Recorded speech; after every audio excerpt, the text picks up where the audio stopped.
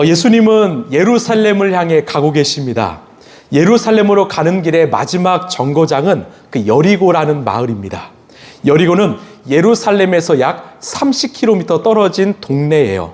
이 별명은 종려나무의 도시입니다. 왜냐하면 따뜻한 기후와 풍부한 샘물로 종려나무가 잘 자라서 붙여진 이름입니다. 자, 이 여리고에서는 놀라운 두 가지 구원 사건이 일어납니다. 하나는 우리가 잘 아는 삭개오의 구원 사건이지요. 다른 하나는 오늘 살펴볼 바디메오 이야기입니다. 여러분, 왜 삭개오와 바디메오의 삶에 놀라운 변화가 일어났을까요? 바로 두 사람 모두 예수님을 만났기 때문입니다. 여러분, 예수님을 만난 인생에는 반드시 변화가 찾아옵니다. 한번 생각해 볼까요? 아이를 뱃속에 잉태한 엄마의 삶에도 그 태아 때문에 놀라운 변화가 임하는데, 하물며 예수님을 내 안에 주인으로 모신 우리의 인생에는 얼마나 큰 변화가 찾아올까요? 생각의 변화, 가치관의 변화, 말과 행동의 변화, 그리고 성품의 변화가 일어납니다. 총체적인 삶의 변화가 일어나요. 예수님을 만나면 우리의 삶에 이런 변화가 일어납니다. 혹시 내 삶에 그런 변화가 잃어버렸다면, 그 변화를 놓쳐버렸다면 오늘 이 시간 예수님을 만나시길 간절히 소망합니다. 예수님을 주인 삼고 예수님께 내 삶을 온전히 내어드리는 저와 여러분 되길 간절히 소망합니다. 그러면 우리의 인생도 변화된 삭개오가 될 것이고 변화된 바디메오가 될 것입니다. 우리 46절 함께 읽겠습니다. 시작. 그들은 여리고에 갔다. 예수께서 제자들과 큰 무리와 함께 여리고를 떠나실 때 디메오의 아들 바디메오라는 눈먼 거지가 길가에 앉아 있다가, 아멘. 지금 예수님은 그 십자가의 사명을 위해서 예루살렘을 향해 걷고 계십니다. 어쩌면 가장 중요하고 가장 위대한 사건이 기다리고 있었기 때문에 다른 일에 신경 쓸 틈이 없었을 것입니다. 그런데 제가 그 예수님을 묵상하면서 놀란 일은요, 정말 인류 구원을 위해서, 위대한 십자가를 위해서 가장 집중하고 신경 써야 할 때 어떤 일을 하십니까? 한 영혼을 고쳐주시기 위해서 발걸음을 멈추십니다. 많은 사람이 아닙니다. 단 한 사람을 위해서 그 위대한 발걸음을 멈추십니다. 여기서 우리는 무엇을 알 수 있을까요? 두 가지입니다. 하나는 예수님이 그 한 영혼을 얼마나 귀하게 여기시는가. 그게 우리가 믿는 예수님이십니다. 예수님의 관심은 늘 한 영혼입니다. 그리고 우리 예수님, 그 치유 사역을 얼마나 중요하게 여기셨는가입니다. 여러분, 예수님이 이 땅에 오심으로 하나님 나라가 시작되었습니다.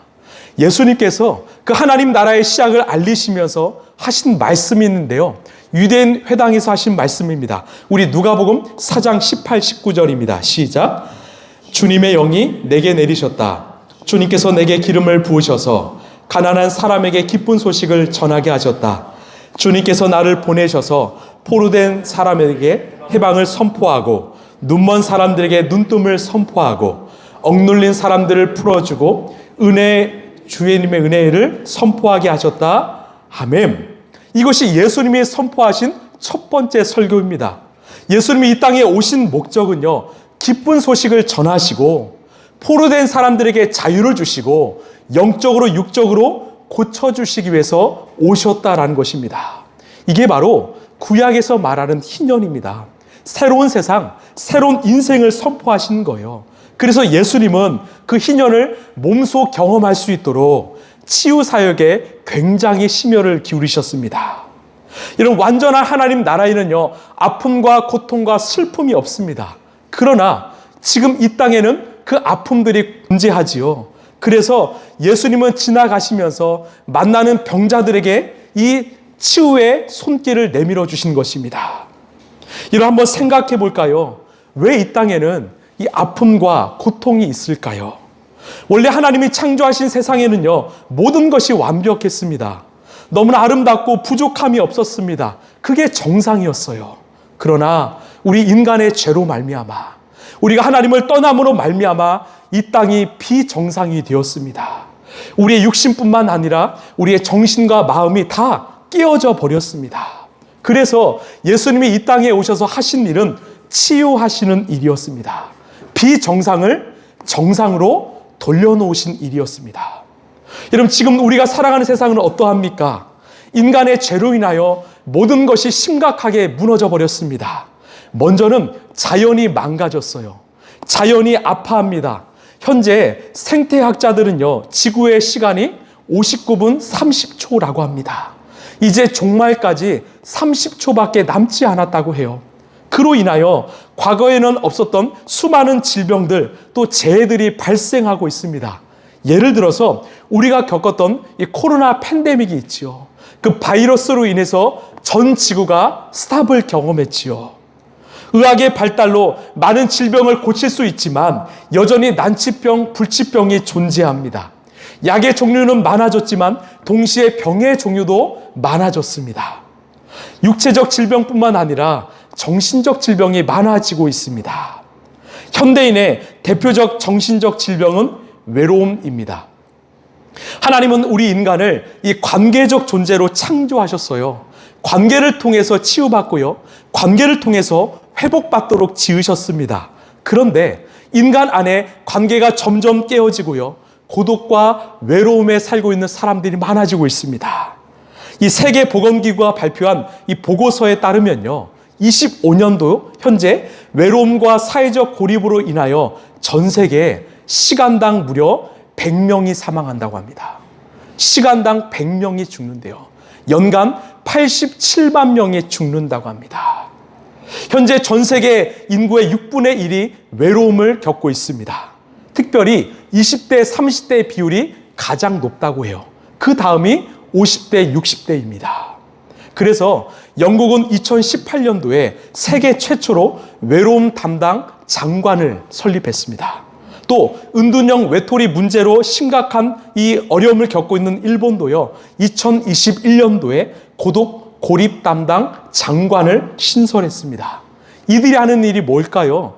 이 건강한 관계를 형성하고 관계를 매칭하는 것입니다. 그 관계의 장을 마련하는 거예요. 우리가 살았던 약 30년, 40년 전만 해도요, 골목길에 나가면 어떤 일이 일어났습니까? 아이들이 뛰어놀지요. 제가 정읍 이 시골 출신인데요, 누가 새로 이사만 오면요, 골목길만 오면 다 친구가 되었어요. 그날 다 친구가 되었습니다. 그러나 이제는 골목길 문화가 사라졌습니다. 아이들이 밖을 나오지 않아요. 다 집으로 들어갔어요. 건물 안으로 들어갔습니다. 이것은 어른들도 마찬가지예요. 예전에는 이 짜장면 배달을 하면 이 배달부와 소통을 했잖아요. 초인종을 누르고 얼마입니다, 제가 몇 시에 그릇을 가지러 올까요, 이 서비스로 군만두 드립니다, 막 이러잖아요. 관계에 불편함이 없었습니다. 서로 소통했습니다. 그런데 지금은 불편해요. 소통하지 않지요. 이것이 바로 인간의 죄가 만들어낸 시대의 자화상입니다. 비정상적이에요. 이 문제는 고독과 외로움으로 끝나지 않는다는 것입니다. 더 심각한 문제는 바로 중독 현상이에요. 많은 중독 사례들이 일어나고 있습니다. 이 시대는 여전히 공중의 권세 잡은 자들, 즉 마귀 사탄이 왕성하게 활개치고 있습니다. 그 마귀의 공격에 억눌리는 사람들이 너무나 많아지고 있습니다. 그래서 우리에게는 예수님이 필요합니다. 예수님이 오시면 우리의 내면의 아픔을 치유해 주시기 때문입니다. 우리의 깨어져 버린 관계를 회복시켜 주시기 때문입니다. 그래서 교회가 이 땅에 소망이 될 것입니다. 제가 몇 년 전에 재미난 조사를 보았는데요, 우리나라의 대표적인 3대 종교를 뽑으라면 천주교, 또 불교, 개신교를 뽑습니다. 종교 신뢰도에서 안타깝게도 불교, 천주교 다음이 우리 기독교예요. 개신교예요. 우리가 꼴찌입니다. 그런데 종교 호감도에서는 이 개신교가 1위를 차지할 때가 있었습니다. 그 이유가 뭔지 아십니까? 이것을 이 불교 이 연구원에서 조사했는데, 불교와 천주교는요, 다분히 개인적 신앙을 추구합니다. 불교는 자가 성불, 또 천주교는 개인적 영성을 추구해요. 그런데 개신교는 좀 독특합니다. 이 개인적 신앙도 추구하지만 관계적, 공동체적 신앙을 추구하는 거예요. 그래서 새로운 성도가 오면 어떻게 하죠? 환대하고요, 교제하고 같이 밥을 먹고 또 소그룹에 참여하게 하죠. 함께하는 걸 좋아하죠. 이 공동체적 영성이 종교 호감도에서 우리 개신교의 핵심을 차지했습니다. 여러분, 왜 개신교는 공동체적 영성을 지향할까요? 이것은 단순히 친교만의 목적이 아닙니다. 교회의 본질과 구원의 목적이 철저히 공동체적이기 때문입니다. 이 교회를 헬라어로 에클레시아라고 합니다. 이 뜻은 세상으로부터 부름받은 사람들의 모임이지요. 주님은 이 땅에 교회를 세우셨고 교회를 통해서 역사하시기 시작하셨습니다. 첫 교회인 초대교회의 핵심은 바로 교제였습니다. 성령 안에서 삶을 공유하는 영적 연합을 실천했습니다. 예수님께서 요한복음 13장 35절에서 너희가 서로 사랑하면 세상이 너희가 내 제자인 줄 알 것이다 말씀하셨죠. 그래서 함께 섬기면서 사랑했습니다. 그 사랑의 모습을 통해서 복음이 예루살렘으로 흘러갔습니다. 많은 사람들이 그 초대교회를 찾아와서 예수님을 영접했어요. 구원을 받았습니다. 결국 우리 개신교는 이 교회 공동체를 통해서 하나님 나라를 세워간다는 분명한 사명이 있기 때문에 개인적 영성을 넘어선 공동체적 영성을 추구하는 것입니다. 이것이 바로 예수님이 이 땅에 오신 궁극적인 목적이었고 제자 공동체를 형성하신 목적이었고 교회가 이 땅에 존재해야 하는 이유인 것입니다. 제가 라이프처치를 개척하면서 이 방향성을 포기하고 싶지 않았습니다. 교회가 세상의 빛과 소금의 역할을 감당할 수 있는 방법은 어떤 물질적인 지원보다도 예수님이 보여주신 관심과 환대와 사랑임을 알았기 때문입니다. 그래서 이 교회에 방문하신 분이 있다면 우리는 목장 모임을 권면합니다. 왜? 그 목장 모임 가운데 성령께서 임하셔서 우리의 내면과 영혼을 치유하시기 때문입니다. 여러분 믿으십니까? 여러분 모이시길 바라요. 여러분 마지막 때 더 힘써 모이시길 바랍니다. 우리 더 많이 사랑했으면 좋겠습니다. 오늘 예수님도 그 아파하는 영혼을 그냥 지나치지 않으셨습니다.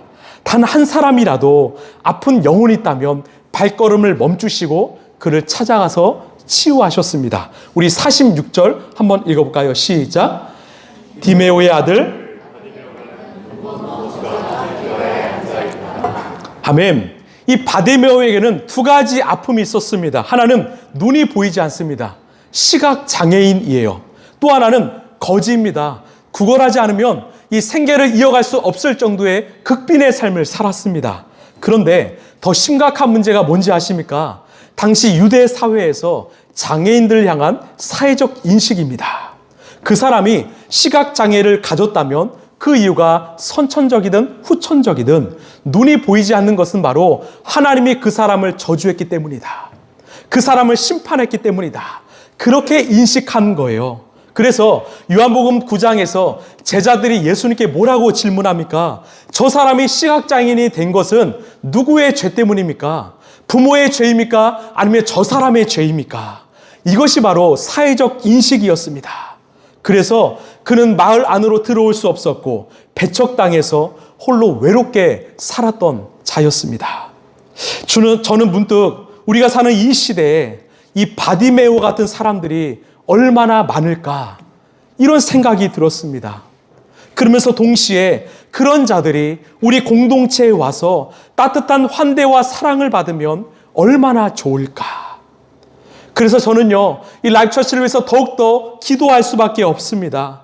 우리 교회가 숫자가 늘어나고 규모가 커지는 것보다 우리 예수님이 보여주신 사랑의 너비와 깊이가 더 넓어지고 깊어지는 것을 우리는 추구하기 때문입니다. 예수님의 사랑의 영향력을 이 지역에 흘려보내는 것을 우리는 추구하기 때문이죠. 저는 10년 동안은 이 초대교회의 목회를 하고 싶습니다. 이 땅에 홀로 외롭게 살아가는 자들에게 손을 내밀어주고 싶습니다. 꿈과 소망을 주고 싶습니다. 여러분도 함께 해주시길 바랍니다. 그런 바디메오에게 이 운명적인 사건이 등장합니다. 우리 47절입니다. 시작. 나사렛 사람 예수가 지나가신다는 말을 듣고 다윗의 자손 예수님 나를 불쌍히 여겨 주십시오 하고 외치며 말하기 시작하였다. 아멘. 갑자기 사람들이 웅성웅성하는 거예요. 저기 나사렛 사람 예수가 지나간다. 여러분 여기서 나사렛 사람 예수라는 말은요 우리 예수님께서 나사렛이란 지역 출신이란 말입니다. 예를 들어서 우리가 막달라 마리아 알지요? 이것은 막달라 지역 출신의 마리아를 의미합니다. 앞에는 지역명이 붙인 거죠. 사람들이 예수님을 나사렛 사람 예수라고 부른 이유는 그냥 예수님이 나사렛에서 태어난 그 한 사람 정도로만 여겼던 것입니다. 그런데 지금 바디메오는 예수님을 뭐라고 부릅니까? 다윗의 자손 예수님, 나를 불쌍히 여겨 주십시오. 이렇게 외쳤습니다. 여기서 외치다로 번역된 히브리어 크라조는요, 아주 비명에 가까운 강한 외침입니다. 얼마나 컸는가? 이 바디메오의 외침이 수많은 사람들의 소음을 뚫고요, 예수님의 귀에 들렸습니다. 우리 함께 따라 하실까요? 다윗의 자손 예수님, 크게요, 나를 불쌍히 여겨 주십시오. 이 고백이 들렸던 거예요. 여러분, 이 고백은 아주 중요한 고백입니다. 그가 예수님 앞에 다윗의 자손이란 호칭을 붙인 이유는요, 다윗의 자손은 구약에서 전해온 메시아적 칭호입니다. 사무엘하 7장을 보면 하나님께서 다윗과 맺으신 언약, 즉 다윗의 혈통을 통해서 내가 세상을 구원할 메시아를 보낼 것이다, 이렇게 약속하셨거든요. 그 약속의 주인공이 바로 예수님이심을 그는 알았던 것입니다. 저 예수님이야말로 하나님의 아들이시고 우리를 죄와 사망에서 구원하실 메시아이시다. 즉 바디메오만이 하나님이 예수님이 구원자 메시아로 인정했던 것입니다. 그래서 뭐라고 고백합니까? 보통 거지들은요, 예수님을 만났으면 뭐 돈 좀 주세요, 정말 저에게 먹을 것 좀 주세요, 이렇게 구걸했을 거예요. 그러나 바디메오는 예수님을 향해서 예수님, 저를 불쌍히 여겨주십시오. 저에게는 소망이 없습니다. 예수님의 자비가 필요합니다. 즉 예수님께 구해야 될 것을 정확히 알았던 것입니다. 저는 이 고백이야말로 우리가 회복해야 할 우리의 기도라고 생각합니다. 우리 요한복음 14장 14절입니다. 시작. 너희가 무엇이든지 내 이름으로 구하면 내가 다 이루어 주겠다. 아멘. 우리가 좋아하는 말씀이죠. 근데 이 말씀을 오해하는 사람들이 참 많습니다. 이 말씀은 우리가 아무거나 구하면서 그냥 마지막에 예수님의 이름으로 기도합니다로 끝나면 주님이 다 응답해 주실 거야. 이건 아닙니다. 이 말씀의 핵심은 내 이름으로 구하면입니다. 내 이름, 즉 예수님의 이름에 걸맞는 것을 구하라는 것입니다. 그러면 예수님이 응답하시겠다는 거예요. 여러분, 예수님의 이름에 걸맞는 것은 무엇이 있을까요? 세 가지가 있습니다. 먼저는 하나님께서 영광 받으시는 일이에요. 하나님을 주인 삼고 하나님께 맡겨드리는 일입니다. 두 번째는 예수님의 사역을 계승하는 일이에요. 내가 복음을 전하고요, 한 영혼을 예수님께 인도하는 일입니다. 마지막으로 나 자신을 온전히 회복하는 일입니다. 내가 잃어버린 하나님의 형상을 회복하고 하나님의 자녀라는 정체성을 회복하는 일입니다. 우리가 이 세 가지를 향해서 기도한다면 주님께서는 100% 응답하실 것입니다. 여러분 믿으십니까? 여러분 정리하자면 하나님 사랑, 이웃 사랑, 그리고 우리 자신 사랑입니다. 이게 바로 예수님의 이름에 걸맞는 기도입니다. 여러분 지금 우리가 구해야 될 기도는요, 바로 예수님, 나를 불쌍히 여겨주십시오입니다. 저는요, 아침에 일어나면 빠뜨리지 않고 하는 기도가 역시 예수님, 저는 죄인입니다. 저는 아무것도 할 수 없습니다. 저에게 자비를 베풀어 주십시오. 이 기도 제목입니다. 우리 한번 따라 할까요? 예수님, 다시요, 예수님, 나를 불쌍히 여겨 주십시오. 여러분 우리 입술에 이 바디메오의 외침이 회복되길 간절히 소망합니다. 그런데 문제가 발생했습니다. 이 바디메오의 간절한 외침에도 불구하고 군중들이 아무런 동정심을 보이지 않았습니다. 오히려 화를 냈습니다. 우리 48 상반절입니다. 시작. 그래서 많은 사람이 조용히 하라고 그를 꾸짖었으나, 사람들이요 화를 냈습니다. 꾸짖었습니다. 왜? 그는 사회적으로 멸시의 대상이었기 때문입니다.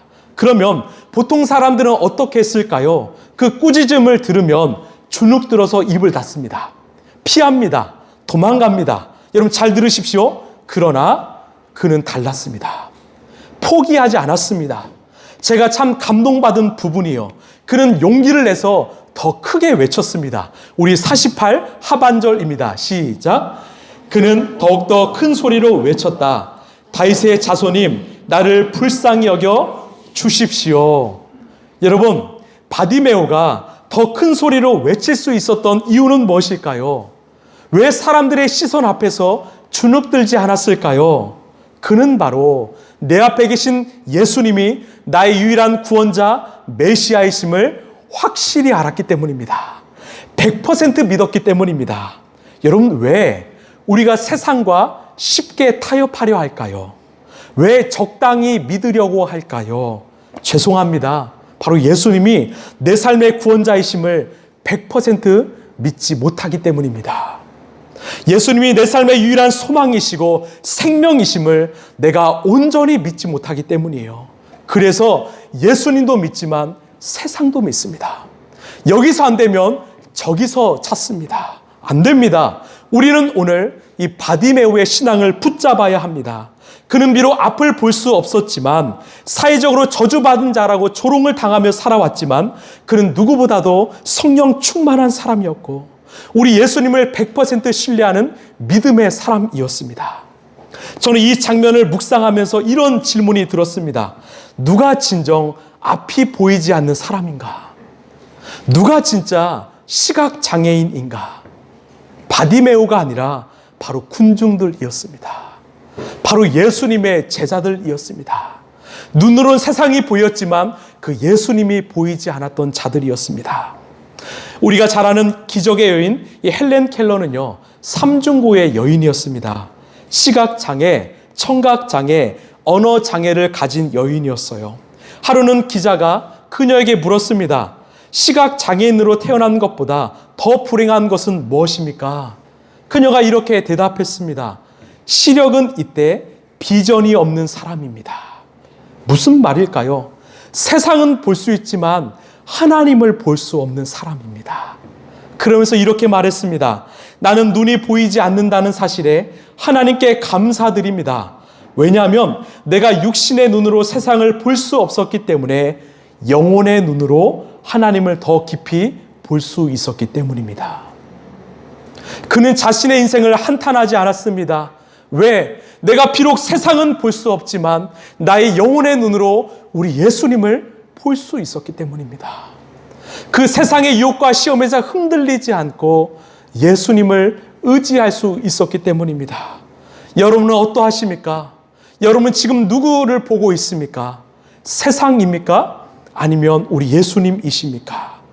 저는 정말 주님을 보지 못하고 있는 영혼이 있다면 오늘 이 시간 성령께서 임하셔서 주님을 볼 수 있는 영혼의 눈이 열리게 되길 간절히 소망합니다. 자, 여러분 이제 어떤 일이 일어났을까요? 49절입니다. 시작. 예수께서 걸음을 멈추시고 그를 불러오라고 말씀하셨다.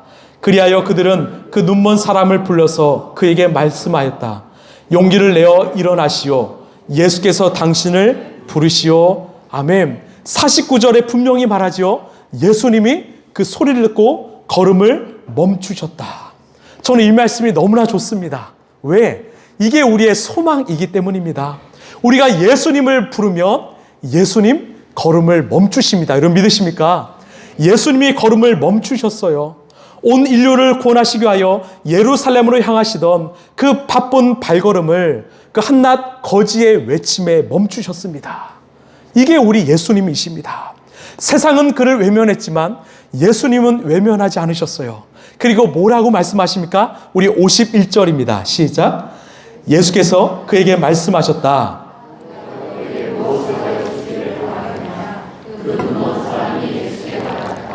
선생님, 내가 다시 볼 수 있게 하여 주십시오. 아멘. 예수님이 그 거지 바디메오에게 찾아가셔서 내가 너에게 무엇을 하기를 원하느냐. 여러분 이 질문 어디서 보지 않으셨습니까? 우리가 지난주에 살펴보았던 야고보 요한 형제에게 하신 질문입니다. 35, 36절을 보시면 예수께서 그들에게 말씀하셨다. 너희는 즉 야고보 요한 형제들은 내가 너희에게 무엇 해주기를 바라느냐. 똑같이 말씀하셨어요. 우리 예수님은 우리 요구에 귀를 기울이시는 분이십니다. 그런데 두 대상의 요구가 달랐어요. 나는 예수님의 핵심 제자라고 자부했던 야고보 요한 형제는요, 높은 자리를 요구했습니다. 왼편과 오른편을 요구했지요. 그러나 우리 바디메오는 가장 본질적인 것을 요구했습니다. 예수님, 제가 다시 보길 원합니다. 예수님, 제가 예수님 보길 원합니다. 그 바디메오를 예수님이 칭찬하셨습니다. 여러분, 오늘 예수님이요, 여러분 인생에 찾아오셔서 우리에게 내가 너에게 무엇을 해주길 원하느냐 물으신다면 여러분 무엇을 구하시겠습니까? 여러분 무엇을 구하시겠습니까? 여러분 예수님을 구하시길 소망합니다. 예수님을 볼 수 있는 눈, 예수님을 영접할 수 있는 마음, 예수님을 닮아가는 성품을 구하시길 바랍니다. 우리가 예수님을 구하면 우리 예수님 우리의 필요한 모든 것들을 채워주시라 믿습니다. 자, 앞을 보길 원하는 바디메오에게 무엇을 채워주셨습니까? 우리 52절입니다. 시작. 예수께서 그에게 말씀하셨다. 가거라, 내 믿음이 너를 구원하였다. 그러자 그 눈먼 사람은 곧 다시 보게 되었다. 그리고 그는 예수가 가시는 길을 따라 나셨다. 아멘. 주님은 두 눈을 보게 하셨을 뿐만 아니라 가장 중요한 구원을 선물로 주셨습니다. 여러분, 예수님이 이 땅에 오신 목적은 무엇입니까? 왜 사람들을 만나시고 우리를 치유해 주십니까? 왜 많은 기적들을 보이십니까? 결국은 구원입니다. 예수님의 모든 사역은 기승전 구원입니다. 우리도 마찬가지예요. 예수님이 우리를 부르신 이유는 바로 구원입니다. 교회가 그 구원이란 목적을 잃어버린 순간 교회 안에는 세 가지가 발생될 것입니다. 하나는요, 정체성의 변질입니다. 단순히 좋은 사람들이 모여서 대화하는 사교 클럽으로 변할 것입니다. 두 번째는 내부 지향성과 갈등의 심화입니다. 성도들의 관심이 어떻게 하면 영혼들을 살릴까가 아니라 교회 안에서의 주도권 싸움이에요. 어떤 행정적 절차, 프로그램 등 내부적인 문제에만 집중할 것입니다. 우리의 만족이 중요하고 작은 문제도 예민해지고 교인 간의 갈등은 심화될 것입니다. 심지어 이 새신자가 들어오기 어려운 배타적인 공동체가 될 것이에요. 세 번째는 중요한데 영적인 야성의 상실입니다. 우리가 살아가는 세상은요, 여전히 영적 전쟁 중입니다. 그 현장을 외면하면 교회는 야성을 잃어버립니다. 우리 예배는 감격을 잃어버리게 될 것입니다. 하나님을 향한 간절함 잃어버리게 될 것입니다. 강단에서는 복음 십자가보다 성도를 위로하는 메시지로 가득 채워지게 될 것입니다. 회심과 결단을 요구하지 않게 될 것입니다. 여러분, 안 됩니다. 여러분, 신앙생활은요, 기승전 구원입니다. 교회는 영혼 구원을 위해 존재해야 합니다. 우리 교회가 이제 2월 말이면 새로운 예배당으로 이전을 합니다. 아마 더 넓고요, 쾌적한 공간에서 우리는 예배할 것입니다. 왜 우리가 예배당을 이전하게 될까요? 바로 우리만의 만족이 아닙니다. 결국은 하나님 나라 영혼 구원입니다. 우리를 통해서 더 많이 살리게 하시려고, 더 많은 영혼을 구원하게 하시려는 하나님의 계획임을 여러분 믿으시길 바랍니다. 저는 소망합니다. 우리 교회를 찾는 이들 모두마다 우리가 잃어버린 구원의 감격과 역사가 회복되길 소망합니다. 오늘 예배를 드릴 때 성령께서 임하셔서 정말 우리의 모든 아픔을 치유하여 주시고 주님을 다시 만나는 역사가 임하길 간절히 소망합니다. 더 나아가서 많은 사람들을 구원하는 이 시대의 구원의 통로로 쓰임받게 되길 간절히 소망합니다. 저는 오늘 말씀의 주제를 누가 진짜 제자인가로 정했습니다. 약 3년의 시간 동안 예수님을 따랐던 제자들은 앞을 볼 수 있었습니다. 그러나 진짜 예수님을 보지 못했습니다. 반면에 이 바디메오는 앞을 볼 수 없었습니다. 그러나 진짜 예수님을 보았습니다. 그는 영적으로 눈이 뜬 사람이었습니다. 진짜 제자는 바로 바디메오였습니다.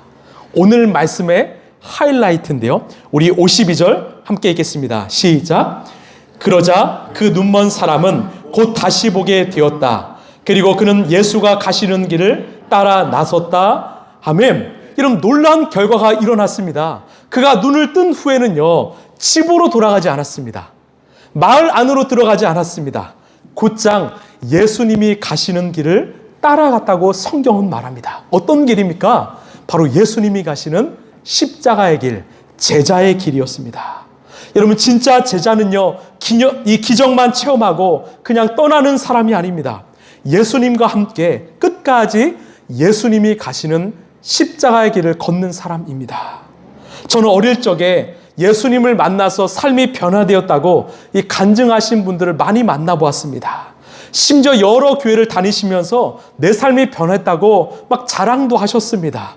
그런데 시간이 지나서 다시 이전의 모습으로 돌아오신 분들 많이 보았습니다. 여러분, 진짜 제자는 누구입니까? 예수님을 만난 구원받은 성도들은 어떤 삶을 살아야 합니까? 기적을 경험했다면 여러분, 이전 삶으로 다시 돌아가시면 안 됩니다. 변화를 경험했다면 이제는 예수님을 따라가야 합니다. 예수님이 가신 그 십자가의 길을 걸으셔야 합니다. 여러분, 바디메오 훗날 어떤 삶을 살았을까요? 이 요세푸스 역사가에 의하면 예수님과 함께 예루살렘에 입성했고 고난에서 부활의 순간까지 예수님 곁을 떠나지 않았다고 합니다. 그 신학자 리차드 보컴의 예수와 목격자들이란 책을 보면 이 바디메오가요, 훗날 초대교회에서 유력한 지도자가 되었다고 합니다. 여러분, 놀랍지 않습니까? 바디메오는요, 눈을 뜬 이후에는 이전 삶으로 돌아가지 않고 예수님을 쫓아가는 제자가 되었고요, 부활의 증인으로 살았던 것입니다. 초대교회의 지도자가 되었던 것입니다. 분명 그 바디메오를 통해서 수많은 영혼들이요, 예수님께 돌아왔을 것입니다. 여러분, 바디메오는 어떤 사람이었습니까? 예수님 만나기 전에는 거지였고 시각장애인이었습니다. 세상에서 가장 밑바닥의 인생을 살았던 자였습니다. 그러나 예수님을 만난 이후에 그의 삶은 변했습니다. 하나님 나라의 참단 백성이 되었습니다. 말씀을 마무리합니다. 사랑하는 여러분, 오늘 우리는 바디메오를 통해서 누가 진짜 제자인가를 살펴보았습니다. 수많은 사람들이 예수님 곁에 있었지만 그들은 그냥 기적을 구경하는 구경꾼에 불과했습니다. 그러나 바디메오는 달랐습니다. 기적을 체험한 이후에는 멈추지 않고 눈을 뜨자마자 예수님을 따라 살아가는 예수님의 제자가 되었습니다. 여러분, 진짜 제자는 누구일까요? 예수님의 손에 들린 축복만 바라보는 사람 아닙니다. 예수님의 등을 바라보면서 예수님이 가시는 그 길을 따라가는 자들입니다. 사랑하는 성도 여러분, 때로는 우리의 삶이 길가에 앉은 거지 바디메오처럼 초라해 보일 때가 있습니다. 그러나 소망을 잃지 마십시오. 바디메오의 그 신음의 소리를 놓치지 않고 발걸음을 멈춰주시고 그의 인생 가운데 찾아오셨던 그 예수님이 바로 우리의 예수님이십니다. 여러분, 믿으십니까? 오늘 예수님, 우리의 간절한 입술의 고백을 원하십니다. 예수님, 나를 불쌍히 여겨주십시오. 예수님, 나에게 소망이 없습니다. 예수님, 나는 예수님이 날마다 필요합니다. 이게 우리 한 주간의 우리의 기도가 되길 소망합니다. 그래서 예수님을 만나는 은혜가, 예수님을 볼 수 있는 은혜가, 예수님의 제자가 되는 은혜가 저와 여러분의 삶에 가득 임하길 간절히 소망합니다.